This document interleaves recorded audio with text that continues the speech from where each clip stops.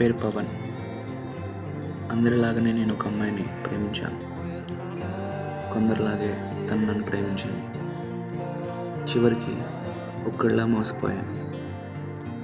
ప్రేమించేటప్పుడు ప్రేమ చాలా అందంగా కనిపిస్తుంది. ఆ అందమైన ప్రేమ నాలాంటి కొంతమందికి దక్కదు. శృతి తానే లోకం అనుకొని బ్రతికాను. బట్ తను నన్ను కాదని వేరే అతన్ని పెళ్లి చేసుకుంటుంది. ఈరోజే తన పెళ్ళి. సో ఈ ప్రేమ లేని జీవితం నాకు అక్కర్లేదు.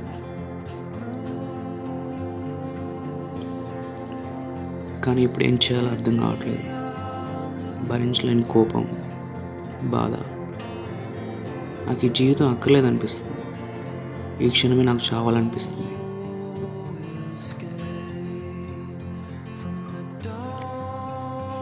నా చావుకి ఒక కారణం ఉంది. అది అందరికీ తెలియాలి. నాలా ఎవరు ఆవేశపడి ప్రేమించొద్దు. ఒకవేళ ప్రేమించాలనుకుంటే ఎంతటి బాధనైనా భరించేలా ఉండాలి. కానీ నాకు ఆసక్తి లేదు. సో అందుకే నా ఈ సూసైడ్ లెటర్.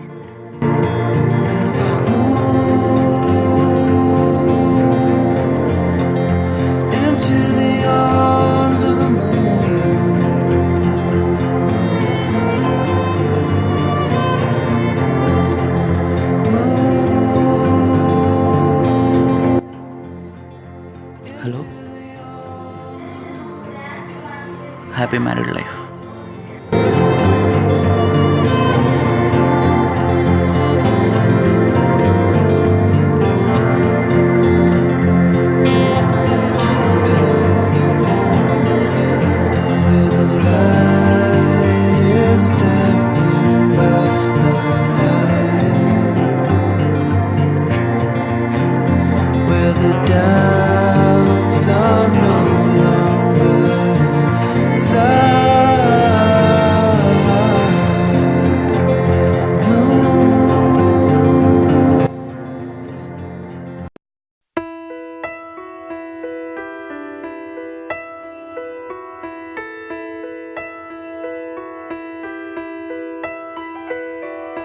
పెదవే పలికిన మాటల్లోనే తీయని మాటే అమ్మా, కదిలే దేవత అమ్మా, కంటికి వెలుగమ్మా.